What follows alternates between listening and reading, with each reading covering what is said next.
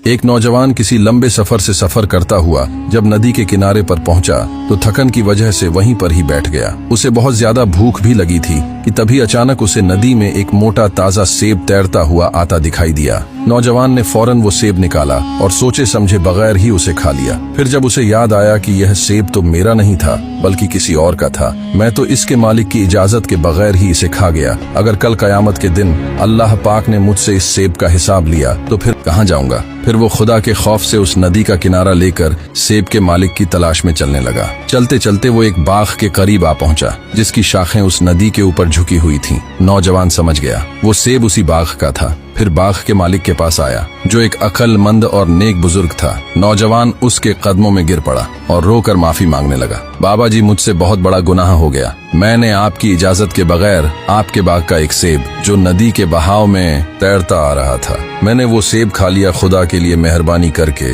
मुझे दुनिया में ही माफ कर दें ताकि मैं आखिरत की आग से बच सकूं, चाहे तो इसकी कीमत ले ले। बुजुर्ग ने नौजवान की आंखों में इतना खौफे खुदा देखा कि वो सिर्फ एक सेब खा लेने पर इस कदर रो रहा है। उन्होंने उसका इम्तिहान लेने का सोचा और सख्ती से कहा, मैं तुम्हें तभी माफ करूंगा जब तुम 12 साल तक मेरे बाग में बगैर किसी तनख्वाह के मजदूरी करोगे। नौजवान ने जहन्नम की आग के डर से यह मुश्किल शर्त मान ली और दिन रात मेहनत व इबादत में अपने 12 साल गुजार दिए। जब मुकर्ररा वक्त पूरा हुआ तो बुजुर्ग ने एक और शर्त रख दी, तुम्हें मेरी बेटी से निकाह करना पड़ेगा जो अंधी, बहरी, गूंगी और अपाहिज है, वरना मैं कयामत के दिन इस सेब का तुमसे हिसाब लूंगा। नौजवान के पैरों तले जमीन निकल गई, मगर आखिरत के अजाब के खौफ से उसने कांपते हुए यह आजमाइश भी कबूल कर ली। निकाह के बाद जब वो बोझल कदमों से दुल्हन के कमरे में दाखिल हुआ तो डरते डरते सलाम किया, अस्सलामु अलैकुम। अचानक एक निहायत मीठी आवाज में जवाब आया, वालेकुम अस्सलाम। नौजवान ने नजर उठाई